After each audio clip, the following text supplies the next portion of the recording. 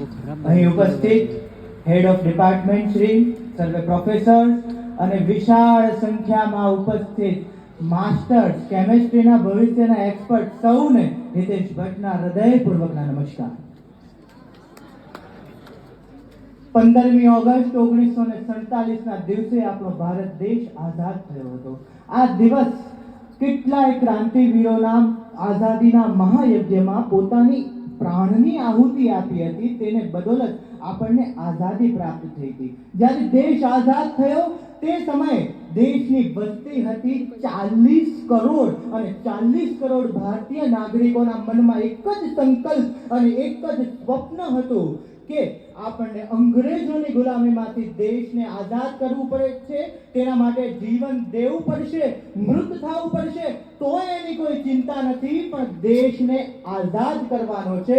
અને આ મનોબળ અને સંકલ્પના કારણે તારીખ 15મી ઓગસ્ટ 1947ના રોજ આપણો ભારત દેશ આઝાદ થયો હતો.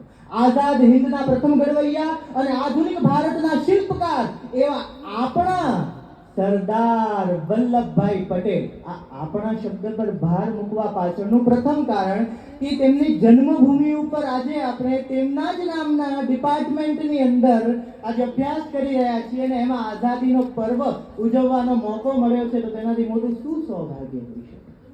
તેનું બીજું કારણ, પ્રધાનમંત્રી જ્યારે પ્રથમ બનવાની દોડ હતી ને, ત્યારે 14 ધારાસભાઓમાંથી 11 ધારાસભાએ સરદાર પટેલને નિયુક્ત કર્યા હતા. પણ શ્રી ગાંધીજીના શબ્દોનું માન રાખી અને નહેરુજીને પ્રધાનમંત્રી બનવા માટેનો માર્ગ મોકળો કરી આપ્યો હતો. આવા ત્યાગશીલ ગુણ એ સરદાર વલ્લભભાઈ પટેલના છે. સિક્કાની બીજી બાજુ જોઈએ તો જ્યારે દેશ આઝાદ થયો તે આઝાદીના સમયની અંદર અંગ્રેજોની કૂટનીતિના કારણે 560 થી પણ વધારે રાજા રજવાડાઓમાં આપણા દેશને અંગ્રેજોની કૂટનીતિના કારણે આ રાજા રજવાડાઓમાં આપણો દેશ વિખરાઈ ગયો હતો. એક ભારત નહોતું. ત્યારે સરદાર વલ્લભભાઈ પટેલની સામ દામ દંડની નીતિના કારણે એક ભારત બન્યું, જેના કારણે આજે જમ્મુ કાશ્મીરથી કન્યાકુમારી, અટકથી કટક અને કાશ્મીરના પર્વતોથી સાગર સુધી આપણને એક ભારત જોવા મળે છે. અને જેના કારણે આજે યુવાનોની અંદર એક ભારત શ્રેષ્ઠ ભારતની ભાવનાનો જન્મ થયો છે.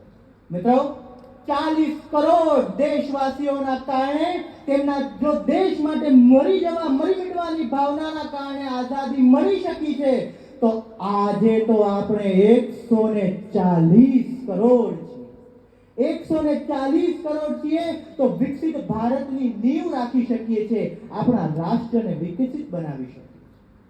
આ વાત કરીએ ને ત્યારે એમ લાગે કે આ બધી તો એક ભાષણની ચર્ચા છે, વિકસિત ભારત ને આમ તેમ.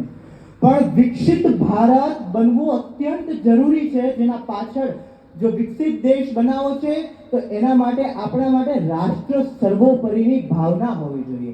અને કોઈ પણ વ્યક્તિને રાષ્ટ્ર સર્વોપરીની ભાવના ત્યારે જ જન્મશે કે જ્યારે તેના માટે રાષ્ટ્રની સંસ્કૃતિ અને રાષ્ટ્ર વિશે તે સમજતો હશે. જો રાષ્ટ્ર છે તો જ સમાજ છે, રાષ્ટ્ર છે તો જ વ્યક્તિ છે.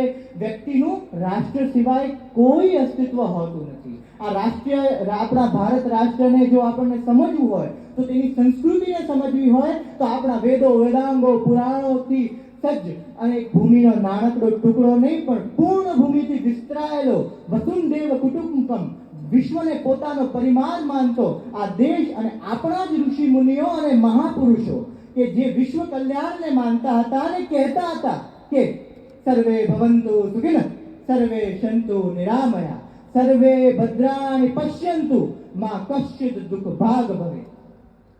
વિશ્વના કલ્યાણની વાત કરતો આપણો આ દેશ છે. આપણા વેદો, વેદાંગો, પુરાણો, ઉપનિષદો માં જેટલું પણ લખાયેલું છે તેને વિજ્ઞાન આજે સાબિત કરી રહ્યું છે. આપણે ફિઝિક્સની અંદર ભણ્યા, એક ઉદાહરણ સાથે વાત કરું. આપણે ફિઝિક્સની અંદર ભણ્યા કે 200-250 વર્ષમાં 200-250 વર્ષ પહેલા કેપ્લર નામના વૈજ્ઞાનિકે 9 ગ્રહોની શોધ કરી હતી. હજારો વર્ષો પહેલા આપણા વેદો, વેદાંગો, પુરાણોમાં લખાયેલું છે. અતિશયોક્તિ નથી કરતો મિત્રો. વેદો વેદાંગો પુરાણોમાંનો વામન પુરાણ પ્રકરણ નંબર 14 અધ્યાય નંબર 1 આજે પણ ઉપાડીને જોઈ લો.